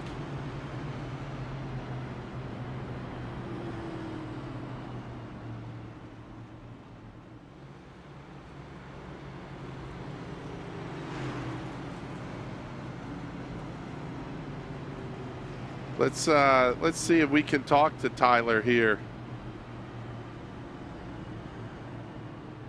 So, Tyler, you're sitting out there on 30 or so lap older tires than everybody who was chasing you down. I'm sure you like seeing the battle between Moore and Avila. What's the thought process at this point here as we're working this caution with about 15 to go? I think that Johnny and Andrew I need Johnny to give him one heck of a battle for second place, and hopefully I can get out far enough ahead. That's sort of what it feels like. I guess, what does a sitting duck feel like? It really seems like at this point you need everybody else behind you to really start battling hard if you're going to have a shot to win this thing. Yeah, and it's almost one of those situations where getting towards the end of the race, maybe cautions, breed cautions. I know Troy's still there in the top 5 on older tires, but I know I kind of struggle a little bit on the early part of the run on fresh tires because your car's so loose. So I'm hoping that having these older tires will tighten me up a little bit and allow me to hopefully maintain. It's going to be a tall order to hold the lead off of these guys, but I'll give it my best shot. All right, buddy. Well, good luck the rest of the way here. Hopefully we're talking to you again in Victory Lane. All right, sounds good. Thank you. So there you go. There's Tyler Seville. He's feeling, well, not so good at the moment. Let's see if, let's bring Andrew Moore up here and see if we can sneak a quick word in with our second place runner at the moment here. We just talked to Tyler. Something tells me you're feeling a little bit better than he is having those fresh sneakers on that race car. Yeah, but he's got buddies around, I think. Well, that's true. The We'll team see how it games could goes. come into play a little bit. Are you worried at all about the heat cycles in the tires at this point? It's now 2 or 3 of them since you guys came in for that last stop. Yeah, I'm not worried about my tires. They're feeling pretty good right now. All right, buddy. Sounds good. Good luck the rest of the way here, and hopefully we're talking to you in Victory Lane. Thanks. See ya. There you go. There's Andrew Moore. Interesting. He's worried about the buddies that are hanging out here with Tyler Seville. Is that interesting that that's the thought process that would cross your mind there?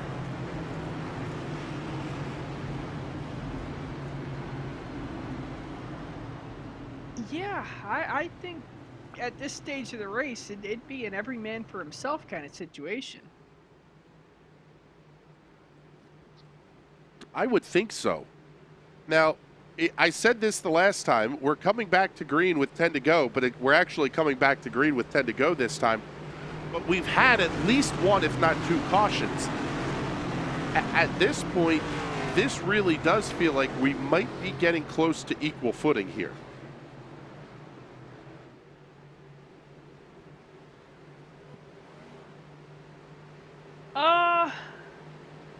I would say close, but we're not there yet. We see the pace truck getting up on 2 wheels coming down the pit road. That was impressive. That was epic. Green flag back in the air, 10 to go here at Homestead. Seville going to lead Avila and Moore. Looks like we've got trouble towards the back of the pack here as well. Richard Fletcher and Tim Knott getting together. How about 3 wide off of turn number 2? Will Worsler going to be up on the outside of the racetrack. That's the fight for 7th, 8th, and 9th.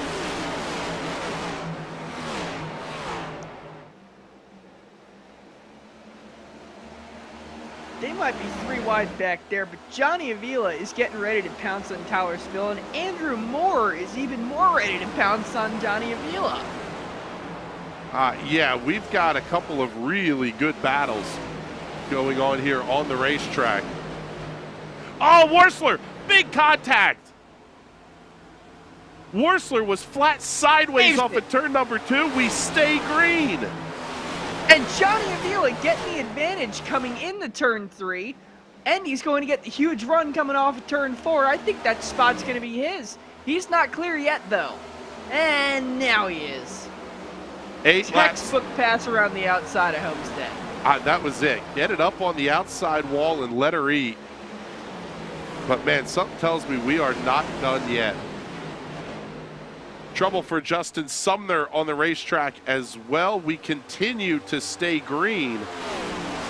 I mean, this is legitimately 2 packs of cars that we have going on. Battle for the race lead on the left-hand side of the screen. Avila ahead of Seville, Moore, Dick, and Waters. Cars battling side by side. Scotty Grove, Max Williams, and Brad Allison all going to be in that pile.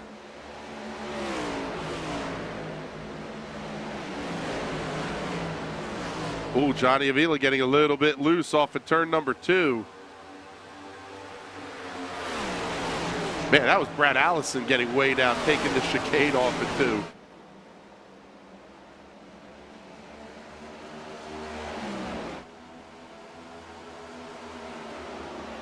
Down to 6 to go, and Johnny Avila is absolutely checking out. Andrew Moore to the inside of Tyler Seville. This is kind of where I figured Seville would have wanted to be on those older tires. Oh, we've got them sideways. They're bouncing off of each other in the back of the pack. We're going to continue to stay green. Ryan Nicoletta is involved in that one. He has to take the quick toe. This is abject insanity towards the back of the field. At the front of the show, Avila pulling out to a 0.4 of a second gap over Moore and Seville.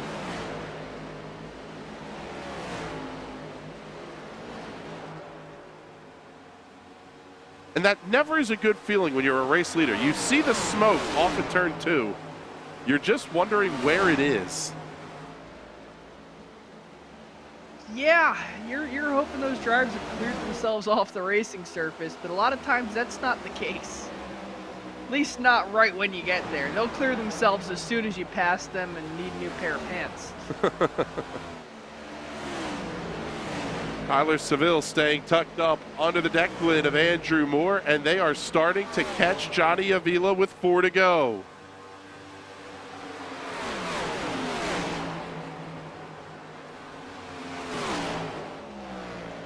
We said this every week last year with a little bit smaller car count. It's even more true this year. The Sim Racers Club has put on some of the best racing we've seen in these NASCAR Next Gen cars.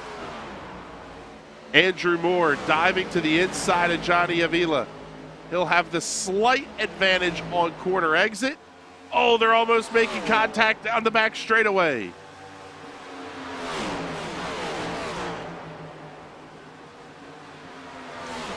Andrew Moore really going for it now. It's going to be a 2-wide fight to the end, I think. Moore able to clear Avila off at turn number 4, 2 to go. Call the gap a 1/10 of a second as they head off to turn 1. Avila going to try to make that high line work. He'll build up the big run of momentum off the corner. See what he can do with it down the backstretch. Moore tries to wag the dog just a little bit. He wants to break the air draft. Take that away from Johnny Avila. Moore slides up. He's going to run about the middle lane through turns 3 and 4. Avila hugging that white line. White flag is out. 1 lap to go here at Homestead. Moore to the inside of the racetrack. Avila right up against the safer barrier. He's trying to get that 63 wound up. It may not be enough. He'll have to make the move off at turn number 4. Moore to the inside. Avila on the high side. Oh, and Avila bounces it off the wall. Off at turn 4, checkered flag is out. Andrew Moore wins at Homestead. Johnny Avila was going for that Carl Edwards video game move, and just like Carl Edwards, it came up kind of short. Oh, man, what a fantastic finish, though. Andrew Moore getting the win over Johnny Avila. Tyler Seville holding on for 3rd. Hunter Waters, Kevin Dick rounding out your top 5 here this evening.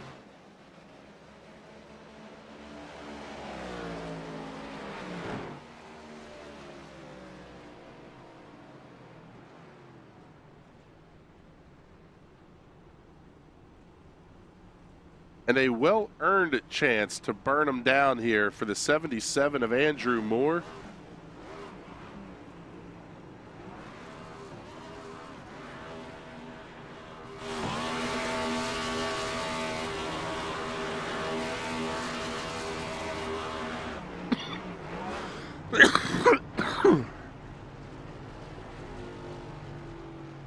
Let's take a look at our race results here tonight. Andrew Moore getting the win by 0.6 of a second over Johnny Avila, Tyler Seville, Hunter Waters, Kevin Dick, your top 5. 6 through 10 tonight going to be A.J. Digby, Scotty Grove, Roger Rios. What a recovery drive for Roger Rios. Justin Sumner and Will Worsler complete the top 10. Brad Allison, Troy Haight, Max Williams, Mike McConville, and Brad Wasserman back through the 15th position. 16 through 20 will have Rick Javorka, Tim Knott, Tony Patton, Corbin Simmons, and Daniel Pinkston. Rounding out the field here this evening, Ryan Nicoletta, Richard Smith, Richard Fletcher, Jacob Williams, Doug Mullins, and Brandon Stokes. Oh, man, that one was fun. That was an absolute blast to watch on that one. Let's take a look here and get our Podium Finishers up here and ready to chat.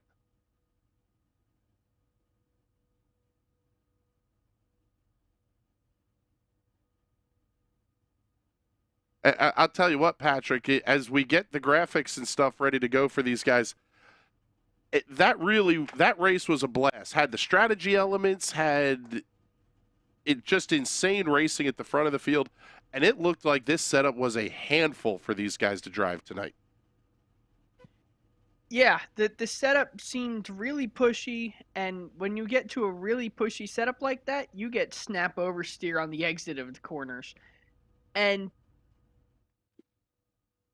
it's fast. It's not fun to drive. That's basically how I build all of my PM18 setups, and they've developed a reputation and a nickname, and like I said, it makes the cars really fast, but it's a handful, and I'm surprised we didn't see a lot more cautions, but we did see a ton of drivers taking that invisible backstretch chicane because of it. Yeah, it was interesting to say the least here. And let's kick off our Victory Lane interviews tonight with our race winner. This guy was, well, hell, he was the show tonight. Mr. Oh, Andrew. Man, it was a great night. A hard race. It wasn't easy, so I wasn't bored. Well, yeah, I was going to say, it looked like you had your hands full is probably an understatement for how that thing went tonight. Absolutely. From the very start of the race with my teammate behind me, I knew he wanted to go by me, but he didn't. You know, props to him, but he spun himself out that. The one time, though, he had an opportunity to get out in front, but he didn't because he's my teammate. Well, it was really kind of an interesting race. You guys were able to stretch it into basically a one-stopper, which is on the longer side of what we heard going into tonight. How big of a difference did that play? Because if you guys had to make another stop before the end of stage 2, maybe you don't have those fresher tires to throw on later in stage 3. You know, I kind of wasted that set putting that last set on. I don't think it was that much slower, but it was nice having him there, but I don't think it would have mattered too much. Like the 11 was keeping up there, but he just got a little too loose that one turn. Well, it was a hell of a show that you guys put on for us tonight here. We have to say a huge thank you to you guys. And before we let you out of here, let's make sure you get all those sponsor plugs and thank yous in. Yeah, Pie Racing, Torque Wrench Motorsports, my teammates, Kevin, Ryan, Roger. Shout out to Jordan who brought us into this league. So far, it's pretty fun. I'm looking forward to watching the broadcast, too, from you guys. All right, buddy. Well, thank you very much. We appreciate that. And let's get our runner-up finisher in the booth with us here, Mr. Johnny Avila. And, man, I'll tell you what, Johnny, I am somewhere between frustrated, maybe even a little bit gutted. You really had a hell of a car tonight and ultimately just a tick slow, keeping the car off the wall in 3 and 4 that last time. Yeah, I will say it was a lot of fun racing today and a lot of good battles going on. Everybody kept it like clean up front, so That was fun. It sucks getting second because honestly, I thought I had it, especially when I went to the outside. I'm like, the momentum's going to carry me, but the outside was just too strong there at the end. I mean, the inside. Yeah, I was that a little bit surprising to you that we didn't see the high line develop into a stronger line at all tonight? Um, my strategy was to run low for the most part because you could make speed, but it really hurt your tires. Like I did a couple runs, and my right front would be a lot worse. But I figured at the end of the race I could just use that speed that I would have. But I don't know, the outside it wasn't there at the end. Well, it was a hell of a run for you tonight, so congratulations on that one, and let's make sure we get all those sponsor plugs and thank yous in before we let you go. Yeah, I gotta thank Bulldog Roofworks, and I also gotta thank Jordan with Custom Paints and Diecast. They made this paint; it looks awesome. So, also gotta thank all my teammates. We got a whole army in that WWR chat, so it's fun just hanging out with the guys racing. And I gotta thank all the admins that put this league together. They made a lot of changes in the off season, and I think by the field count, you can really tell that it's for the positive. So I'm looking forward to having a great season. Yeah, I would agree with you on that one. Big time kudos to the administration team, Sam and the Jordans and everybody. And thank you very much for checking in with us here, Johnny. We'll drop you back down to the team room here, and we'll bring up the guy who we thought was a complete sitting duck. It turned out it wasn't nearly as bad as it could have been. Mr. Tyler Seville, congratulations on the third place finish here tonight. And tell us about that last handful of laps there. Thank you. Yeah, I don't think I was as loose as some of the others, but I just lacked a little bit of speed. And when Johnny got by me, I kind of just was like, okay, let me turn into good teammate mode here and try to hold off Andrew as best I could. But ultimately that failed, and then I was just hoping they would get side by side, and then you just would never know what happens. But after last week, I'm glad to get some good stage points, get a good finish, especially with those old tires. Yeah, and the way the stage points would all play out, and quite frankly, the lack of a playoff system, running up front throughout the race has never been more important in a NASCAR style league. That really is a pretty big deal to get that accomplished tonight. Yeah, I was pleased. I love this racetrack, so I was really expecting a really good run, and I'm glad I was able to live up to my own expectations there. Well, I'll tell you what, bud, fantastic run tonight. Congratulations on picking up the third place finish, and let's make sure you get all those sponsor plugs and thank yous in. Yeah, I got to plug in my new sponsor, Huntington Bank, on the car for this season. Jordan Berry painted an awesome paint scheme for that. Arch Telecom's still with me, and then I just have to shout out my teammates. We have some new people this year, like Hunter is joining and kind of running with us, so just congrats to him, Johnny, AJ, Richard, Will, and then Doug was even back today, and then big congrats on Andrew for the win. It's a big deal for a new person to come in and win. Yeah, I'll agree with you on that one. There are several guys in this league, and I'm really thinking of you and Johnny in this one. You guys have a ton of success here. It's not easy to come into this league and put the car up at the front of the field. Yeah, it takes a lot of work, a lot of practice. Thankfully, with the team that I'm on, chances are, whatever racetrack you go to, there's at least one or two people that are always good there, even if you're not. So it definitely helps having those people to lean on. All right, buddy. Well, congratulations once again on the third place finish here. We'll get you back to the Will Worsler Racing armada of race cars down there, and we'll get ready to wrap things up here, at least a little bit anyway. I'll tell you what, Patrick, this was, we talked about it a little bit here before the interviews, but good show. It was a lot of fun to watch, and hopefully everybody enjoys the watchbacks as well, because this was a good show. Yeah, Homestead always puts on a great race, except when I race here. Usually it's over in the first 5 laps. But like I said at the beginning of the race, there's a reason NASCAR used this as the finale track for so many years, and why IndyCar used this as the initial track for so many years. It's an exciting racetrack. There's so many different ways to run it. It always ends up being a strategy race. The weather always has to have a big part to do with it. It's every skill you need, not only in your arsenal, but your whole team's arsenal to come out here and win this race. There's very few other tracks, if any other tracks, that race like this one. Yeah, that is very, very true. It's Homestead is unique, and it's unfortunate, quite frankly, that it's going to be losing its place at the bottom, at the tail end of the schedule here, because, man, the place just always puts on fantastic racing. More excitement coming up here for the Sim Racers Club. That's who they are. I promise I won't forget you guys again.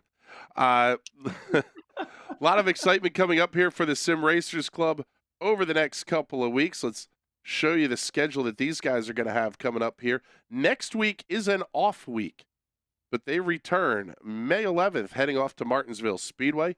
Follow it up with a trip to Dover, Delaware, Darlington, South Carolina, Kansas Speedway, and off to Charlotte. Nice variety of racetracks that we're going to be going to here, Patrick. Love the short track racing. Dover's Bristol on steroids. Darlington's the Lady in Black. We're going to go more than a month before we hit something that you could call cookie cutter again. Yeah, and the more I watch these mile-and-a-half races, the more of a fan I become of these cookie cutter racetracks, because very few of them drive alike. They might all be the same shape, they might all be the same template, but it's really the asphalt where it's sourced from, the weather in the area, the way the sun falls over the racetrack, just the temperature of where the track is actually placed in the country, that makes them all drive just so much differently from each other. Yeah, it really is fun to watch the differences in them. Kansas is not a cookie cutter. Charlotte might have been the template, but Texas, Kansas, Chicagoland, Kentucky, all these racetracks are very, very different. Yeah, and I hate to say it, it's probably the best format for top-level oval racing. You have a huge front straightaway to throw grandstands on. You can pack a ton of fans into the place. You have a big racetrack where you could see cars get close to 200 miles an hour. And yet it's still a small enough track where it's not a plate track where everyone's just sitting in a big pack. There's actual racing going on. So I hate to say it, it's the best format for top-level oval racing. I tend to agree with you.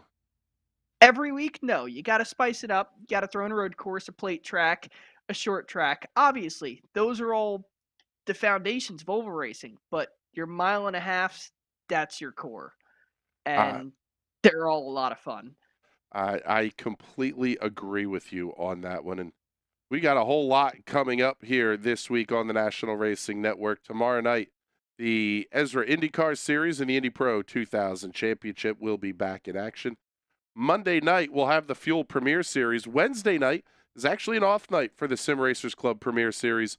It will be, I'll actually be driving, and maybe we'll do a little bit of streaming of that, of the RIL League's Indy 6 Hour in the P217s. I'm looking forward to that one and getting my chance to get back behind the wheel a little bit. But with that, we are getting the heck out of here.